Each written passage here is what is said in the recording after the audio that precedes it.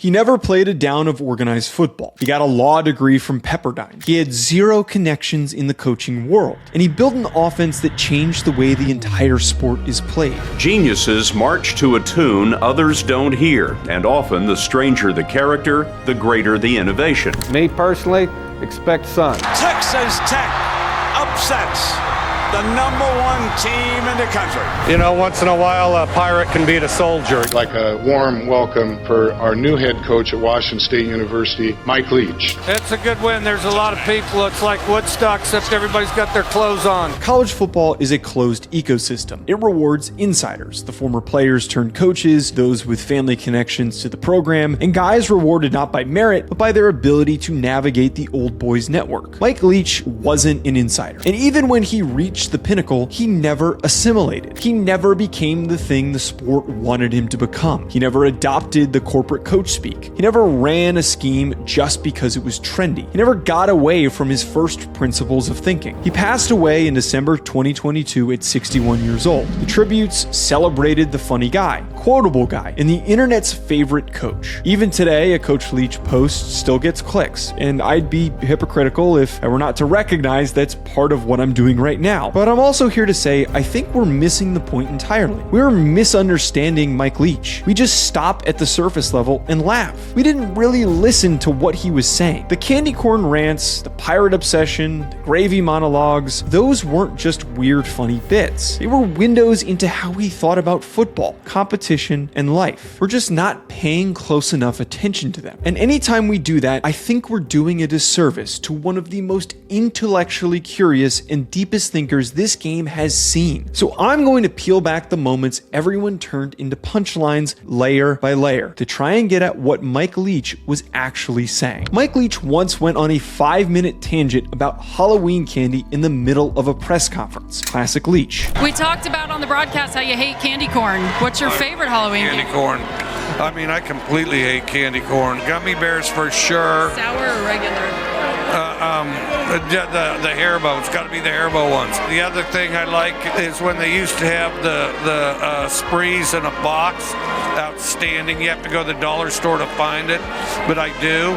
And then the latest, you know, there's still candy innovation, although a while back I found that Europe had better candy than we did overall because they have gummy everything. But people miss the point here. Listen to what he actually said. He didn't just hate candy corn. He laid out an entire philosophy. He said he liked gummy bears. Not just any gummy bears, Haribo gummy bears. Classic, simple, and been around for over 100 years. He's making the case for simplicity. And simplicity wasn't just his candy preference. It was his entire offensive philosophy. It's a simple game. We just try to get the ball to the guys in space. That's Mike Leach's description of the air raid offense. The system he helped build from scratch at Iowa Wesleyan, an NAIA school with 600 students and no business competing with anyone. In 1989, Hal Mumme got the head coaching job there and brought Leach along as an assistant. They had no talent, no budget, no recruiting pipeline. So they built something simple. 4 receivers, 1 running back, shotgun formation, and a handful of plays run at tempo. They called it basketball on grass. Someone brought an actual air raid siren to home games, and the name stuck.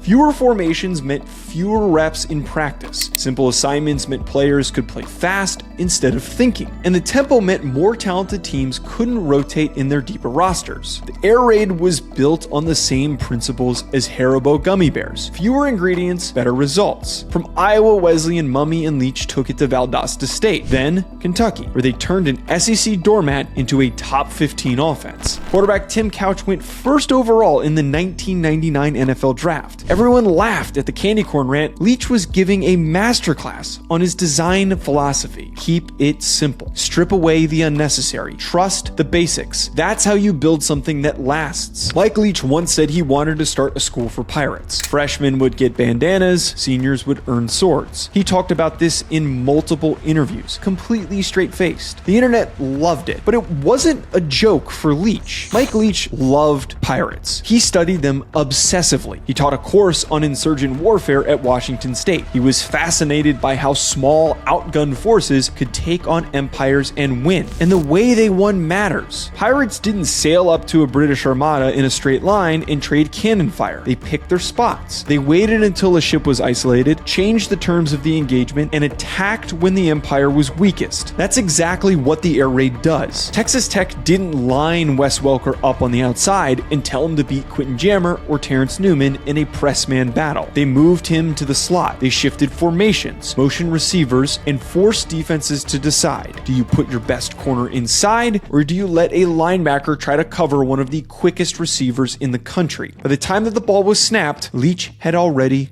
won. Leach embraced the Pirate role because that was his entire career. Every program he ever coached was an underdog. Iowa Wesleyan was NAIA, Valdosta State was Division II. Kentucky football was an afterthought in a basketball state. Texas Tech had never sniffed a national championship. Washington State had gone 9-40 in 4 years before he arrived. Mississippi State was at the bottom of the SEC West, and at every single stop, he won. At Texas Tech from 2000 to 2009, his offense ranked in the top 15 in scoring every single season. In 2008, with Graham Harrell and Michael Crabtree, they averaged 43.8 points per game. They beat the number 1 ranked Texas Longhorns and reached the top of the polls themselves. Texas Tech number 1 in the country. He became the winningest coach in Texas Tech history. 9 bowl games in 9 seasons. After stepping away from coaching for 2 years, Leach came back at Washington State and delivered 5 straight bowl appearances, led the nation in passing 4 times, went 11-2 in 2018, and won AFCA National Coach of the Year. Then, Mississippi State. His first game, a 44-34 demolition of the defending champion LSU. The Pirate obsession wasn't a quirk. It was a world view. Leach saw himself as the underdog in every situation because he was. He studied how outnumbered forces win because that was the problem he was solving every single day. The air raid was built for pirates. Small crews with limited resources taking on armadas. That's what Iowa Wesleyan was doing against bigger schools. That's what Texas Tech was doing in the Big 12. That's what Washington State was doing in the Pac-12. When Leach talked about pirates, he was telling you his competitive strategy. People just thought he was being funny. A reporter once asked Mike Leach about Thanksgiving. He spent the next several minutes explaining in vivid detail how he makes gravy. Oh, I always make the gravy, and I do make great gravy. I'm not a big cook guy, and haven't been, but I've made the gravy for decades. He said he'd been making gravy for decades, that his family trusted him with it. Another hilarious Leach moment. But again, people aren't getting it. Leach coached the same offense for over 30 years. From Iowa Wesleyan in 1989 to Mississippi State in 2022, he never abandoned the air raid. He refined it, adjusted it, but the core was always the same. Same formations, same concepts, same philosophy. While other coaches chased trends, Leach made the gravy, the same gravy, for decades. But like a good chef, he was constantly adjusting his recipe. The 2008 Texas Tech air raid looked different from the 1996 Kentucky air raid. The 2018 Washington State version had wrinkles neither of those had. He experimented with screen packages, tempo changes, protection adjustments, even how he used the running back. But every tweak served the same core: get the ball to playmakers in space. He refined the gravy for 30 years. Small changes, never a new recipe. His coaching tree did something completely different. They took the recipe apart. Lincoln Riley, Cliff Kingsbury, Sonny Dykes, Dana Holgerson, Josh Heupel, Graham Harrell, almost none of them run the pure air raid anymore. Take USC as the case study. Graham Harrell ran the offense there as a coordinator in 2019. Then Lincoln Riley took over as head coach in 2022. Same school, same offensive roots, completely different approaches. Harrell kept it simple, the way Leach taught him. Tight ends on 98% of the snaps, zone runs on 79% of the rushing plays, 72 screens, 6th most in the country. A clean, stripped down scheme. Riley brought variety. He rotates between 10, 11, and 20 personnel. Gap schemes instead of zone. Positionless chaos where receivers play tight end and running back split wide. Neither runs the true air raid. Nobody does anymore. And that's the point. The air raid was like a family gravy recipe. Leach perfected it over decades. Then his coaching tree took the recipe, added their own ingredients, and spread it across the sport. The mesh routes, the tempo, the spread formations, the quick read passing game. Every offense in college football has air raid DNA in it now. Leach didn't need to evolve. He needed to master. When he talked about making the gravy for decades, he was describing exactly how he approached his life's work. work. Find something that works, commit to it, perfect it through repetition and refining. Trust the process. The rest of the sport spent 30 years catching up to a man who never strayed too far from his own recipe. Mike Leach spent 21 seasons as a head coach, 158 wins, 19 bowl games, 2-time National Coach of the Year. He had Texas Tech ranked number 1. He made Washington State relevant. The world remembers him as the funny coach, the guy who went on crazy rants anytime he was in front of a microphone. But those moments were Mike Leach telling us who he actually was, a man who believed in simplicity, who studied how underdogs win, and who committed to his craft for decades without